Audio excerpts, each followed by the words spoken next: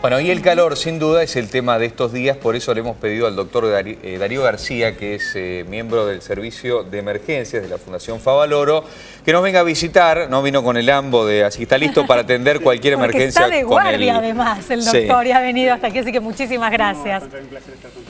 Bueno, bueno, preguntarle, claro, digamos, recomendaciones básicas. ¿Hay casos extremos donde, digamos, hay pacientes que puedan llegar a fallecer como consecuencia de este golpe de calor? Porque habitualmente se dice, bueno, tomo un poquito de agua, me cuido de no exponerme a tan altas temperaturas, etcétera. Pero no es tan simple la cuestión, ¿no? Sí, así es. En realidad sí, hay casos reportados de muerte, sobre todo en aquellos pacientes que tienen ya enfermedades crónicas muy avanzadas, en el cual no tuvo una atención oportuna inicialmente. Es decir, cuando ha pasado una serie de mecanismos que no han sido controlados, lamentablemente en algunos pacientes pueden fallecer. Sí.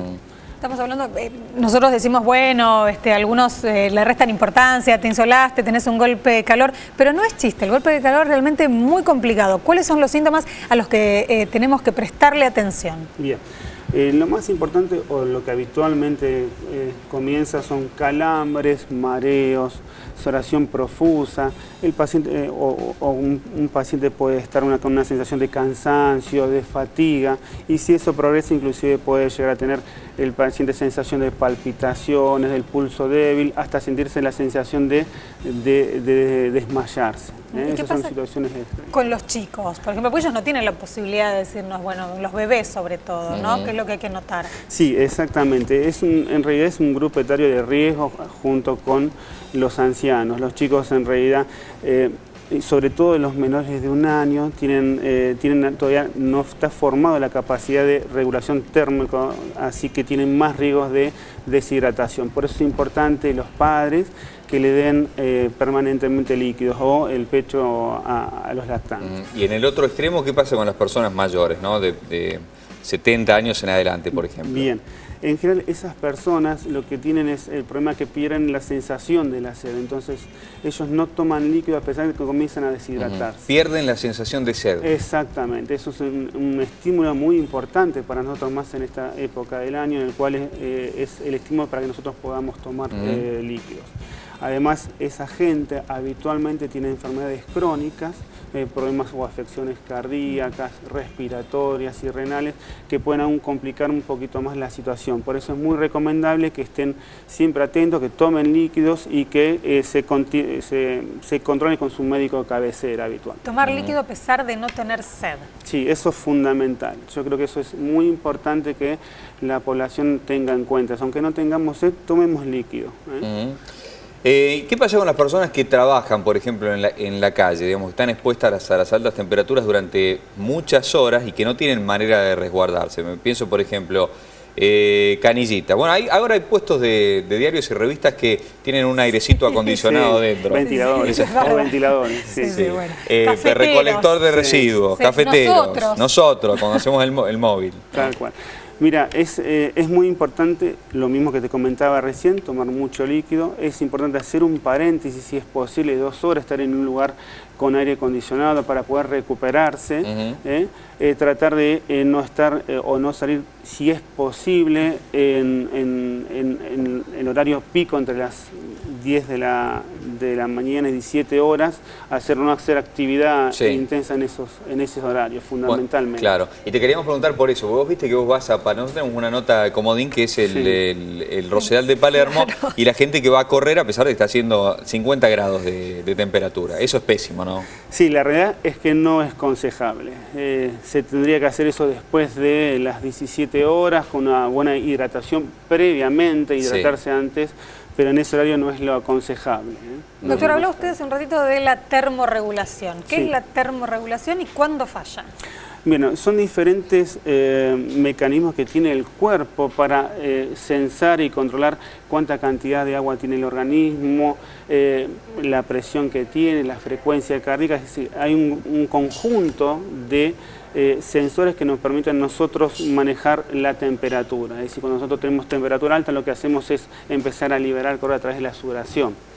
Cuando falla esos mecanismos, es decir, se pierde la manera de autorregularse, entonces ahí lo que comienza es a aumentar la temperatura porque ya dejamos de perder calor y eso se comienza a acumular en el organismo. Claro, ¿y qué problemas nos puede causar? Fundamentalmente lo que se llama el golpe de calor propiamente dicho, en el cual empezamos con sensaciones de mareos, cefalea, taquicardia, inclusive sensación hasta de desvanecimiento. Y la temperatura altísima, porque puede llegar inclusive a los 40, 41 grados centígrados. Y los pacientes hipertensos, las personas hipertensas, ¿no? Sí. No el que tiene una hipertensión extrema, sino una persona que de tanto en tanto tiene que ir a la guardia porque se siente un poquito mal y descubre que tiene 14, 16 de máxima. Esas personas, ¿qué es lo que tienen que hacer? Lo más importante en estos casos es la prevención. Habitualmente lo que se aconseja a esa gente, inclusive que toman medicaciones antihipertensivos o unos fármacos llamados diuréticos que también hacen eliminar líquidos, que se maneje con su médico de cabecera para optimizar el tratamiento, inclusive la cantidad de agua que pueden tomar. Hay pacientes que inclusive su médico de cabecera le tiene cierta restricción de líquidos. Por eso es importante en ese tipo de pacientes, un grupo específico de pacientes, que hagan control con su médico de cabecera. Doctor, hablemos de los nenes chiquitos. No sé, una mamá toca a su nene, está más calentito que lo normal, previendo que, o sea, ahora en este momento 34 grados de sensación térmica. ¿Eso se puede confundir con la fiebre propia de la falta de termorregulación? ¿O qué hacemos cuando notamos eso? Mira, a veces es difícil porque en realidad pueden coexistir las cosas. Puede haber un proceso infeccioso, por ejemplo, puede tener diarreas, vómitos y generar eso. Entonces, al tener un proceso febril es más difícil que pueda bajar la temperatura. Por eso creo que es oportuno que vaya su pediatra en ese contexto para su evaluación. Inicialmente lo que podemos hacer igualmente es una ducha o colocarlo en una medida para bajarle la temperatura con agua templada y hidratarlo, eso es fundamental, y bueno, hacer la consulta pertinente. Claro. Pensaba también en la posibilidad de estar en la pileta para los chicos, y no sé si eso no es un doble juego. Sí, en realidad en la pileta, en esos horarios, en esas temperaturas no sería también lo aconsejable. Recordemos que una manera muy importante de nosotros perder líquido es a través de la piel. Entonces con la humedad uno en el agua pierde esa capacidad también. Por eso es importante tener un equilibrio en ese tipo de usos, ¿no? ¿Qué pasa con las infusiones? Existe el mito de, bueno, tomo bebida energizante, que eso me va a dar más sales y entonces evito la deshidratación. Sí. ¡Ay, esa cara! ¿Qué pasa? No, y hay un mito en ese sentido. Lo aconsejable es no tomar fundamentalmente líquidos muy dulces ni con mucha sal. Lo mismo que, por ejemplo, el alcohol. No deberíamos tomar alcohol en ese sentido porque lo que genera también es aumentar el riesgo de deshidratación. Por eso es importante tomar líquidos, agua mineral, una gaseosa, pero no importa que sea azucarada la gaseosa, es la que tiene, digamos, ¿no? Mientras no se le agregue. Exactamente, mientras que no se agregue cosas, por ejemplo, mucho azúcar o mucho, por ejemplo, sales, es importante en ese sentido. Y se pueden reemplazar por otro tipo de infusiones, digamos. Sí, bueno, en los chicos están las sales en sobrecitos que se utilizan mucho, por ejemplo, en la deshidratación. Pero es importante, y creo que es el tema más importante en esto, es la hidratación oral con fundamentalmente agua mineral o lo que tengamos a disponible. Y con las personas, digamos, los que hacemos nuestro trabajo en condiciones más o menos normales, un rato aire acondicionado, otro rato por ahí te tenés que poner a una temperatura que es alta, pero es lógico, porque creo que nos pasa a todos, te sentís que estos días te sentís por el piso, te sentís cansado desde que te levantás hasta que te vas a dormir. Es correcto. En realidad tiene que ver con... Hay que aguantársela, ¿no? Sí, aguantársela y tomar líquidos, porque a veces uno se olvida con el trajín de ese punto que es muy importante. Muy importante. Parece una pavada, pero es eso, lo fundamental es hidratarse, tomar agua. El calor lo que nos lleva es justamente a perder líquidos, a deshidratarse. Entonces uno a veces no es consciente en ese sentido por la vorágine de trabajo, por eso es importante la prevención. Y la prevención la hacemos a través de la ingesta de líquido, aunque nosotros no tengamos sed. ¿Por qué? Porque cuando nosotros nos estimulamos la sed, debemos recordar que pasaron por lo menos 20 a 30 minutos ya de deshidratación. Entonces es importante prevenir eso. Claro. Igual es suponer que el cuerpo se acostumbra. Lo que pasa es que cuando uno nos empezamos a acostumbrar, ya el calor se termina, ¿no? Pues ya vamos por mitad de enero y ya las temperaturas empiezan a bajar. Ese es el problema que tenemos en esta época de año, que es el comienzo de las altas temperaturas y el organismo no está preparado, no está adecuado a eso. Y si no, vamos a tener que hacer como, por ejemplo, como en Santiago del Estero, viste que implementan las siestas, que va desde la 1 de la tarde hasta las 5, y ahí reanuda la actividad. Porque si no... Podemos charlar, ¿no? Eso sería el ideal. Le preguntaba acerca de los síntomas. Me estaba hablando de síntomas como muy extremos, ¿no? Llegamos a las palpitaciones. Digo, ¿tenemos que estar atentos a algún síntoma tal vez más leve que nos puede estar dando una pista que no estamos bien? Sí, es correcto. Uno de los primeros síntomas que uno puede tener son los calambres. Calambres en las piernas, son los espasmos musculares, esa sensación de inclusive empezar con cansancio, con agotamiento, con una sensación de abombamiento. Entonces hay que prestarle atención a esos síntomas iniciales. Y por supuesto está el extremo, que no es lo que habitualmente pasa, por eso es importante tenerlo en cuenta. Sí. ¿El aire acondicionado a qué temperatura? Digo, ya, pero vamos especificando, ¿no? Porque vos viste que por ahí lo pones y te queda demasiado bajo, ¿no? Y ya a la madrugada una sabanita. Y después ya te empieza a molestar un poquito la garganta a la mañana. Sí, la realidad es que lo indicado está entre 23 y 25 grados, 22 y 25 grados. Conozco gente que pone 16 grados, 18 grados. Hay gente que tiene como una adicción al aire acondicionado, que como que si no siente fresquito y después se tapa todo y la verdad que ese no es el sentido. Exactamente, no es el sentido de eso. Doc, recomendaciones básicas, clásicas, pero que nunca están de más para prevenir más allá de tomar agua, aunque uno no tenga sed. Bien.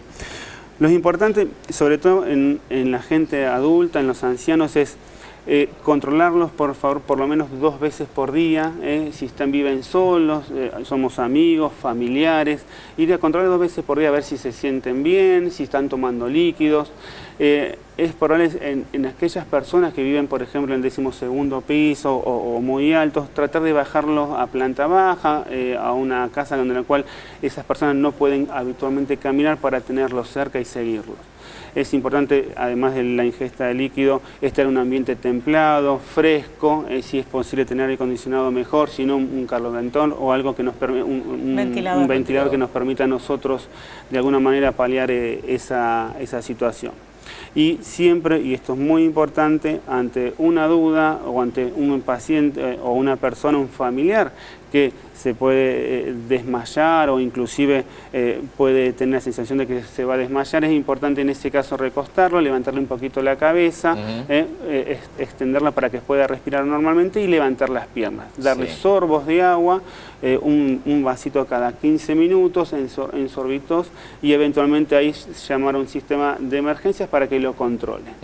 ¿Puede provocar digamos, las altas temperaturas, la sensación de mucho calor, un aumento en la presión arterial? ¿Eso puede ocurrir o no?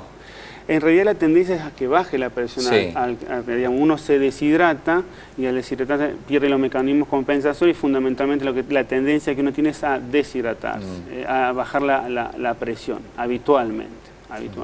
Me llamó la atención esto de que las personas mayores de 65-70 no registran el tema de la regulación de la temperatura o los mecanismos para evacuar el calor excesivo corporal y los riesgos que esto trae. Entonces, sobre todo atención a ese grupo de riesgo. Exactamente, eso es prioritario y eso es fundamental. Sobre todo nosotros que somos los familiares, que somos los amigos, estar ahí, como te comentaba recién, ir a consultarlos, a ver cómo se sienten, que tomen líquidos, que estén en un ambiente cálido, que estén tranquilos y fundamentalmente que tengan la posibilidad de terminar. Yo creo que es importante que estén con un aire acondicionado en una temperatura adecuada. Con respecto a ese grupo de riesgo, en general toman mucha medicación. Bueno, ¿qué pasa con esa medicación? ¿Hay que suspenderla? ¿Hay que seguir con el tratamiento habitual? ¿Qué es lo que se hace? No, en esos casos es fundamental lo que sería la prevención. ¿Y a qué llamo eso? En general, esa gente tienen a una tendencia a tomar medicaciones como, por ejemplo, los diuréticos, que son fármacos que eliminan agua a través de la orina, o a unos fármacos que hacen controlar la frecuencia cardíaca. En esos casos es importante que consulte a su cardiólogo de cabecera o a su médico de cabecera para ajustar eventualmente la medicación si la requiere en ese contexto. lo mismo que la ingesta de líquidos.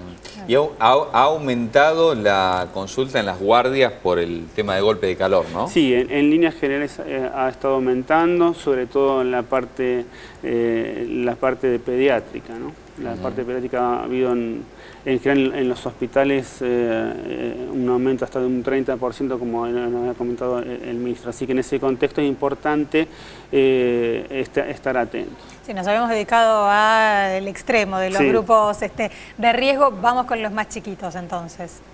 Lo más importante es que, como les comentaba recién, que se hidraten mucho, los lactantes que tomen mucho el pecho, darles líquido aunque no tengan ganas, es importante esa prevención, en un ambiente tranquilo, que estén confortables, eso me parece ser lo más oportuno para ellos. Ofrecerles permanentemente, ¿no? Exactamente. Sí, Exactamente. Sin duda. El doctor Darío García, que es miembro del Servicio de Urgencias de la Fundación Favaloro, dándonos algunas recomendaciones. Por último, la ropa para los bebés, porque bueno, hay mamás, familias que los dejan solamente con el pañal, nada más. Digamos, ¿qué es lo más conveniente? Sí. En realidad, ¿estoy haciendo mal? No, en realidad, para todas las personas, en realidad lo que sería importante son la ropa que sea muy holgada, que sea algodón. Eso es importante. Ropa clara. Ropa clara, eso es muy importante porque refleja el sol, no se acumula el sol, así que son las medidas fundamentales. Pregunta técnica, así de calle nomás. Alguna vez escuché que un médico recomendaba usar anteojos de sol en la calle. ¿Esto sirve? Digo, ¿tiene alguna utilidad? En realidad son recomendaciones que se dan sobre todo por la temperatura, pero digamos, tiene que ver con la sensación en los ojos que le produce el sol en forma importante. El sombrero es útil siempre, ¿no? Eso sí, eso es fundamental también, como te comentaba, la ropa clara, el sombrero, las gafas, pero es un paquete de medidas que nos puede ayudar a pasar mejor las altas temperaturas. ¿Qué hago, doctor? ¿La dejo en pañales a la vez o le pongo una remera? Y sería lo ideal ponerle una remera livianita, lo más livianita posible, que tampoco esté en pañales nomás por ahí. Exactamente. Doctor, le agradecemos mucho por los consejos. Bueno, esperemos que el calor pase pronto. Así es. Gracias por la invitación, un placer estar con ustedes. Muy amable. Gracias. Muchísimas gracias. Por favor. Bueno, nos han despejado muchísimas dudas. Sí, sin duda. Sin duda. Ahí tenemos, y además tenemos libreto para ir repitiendo. Después,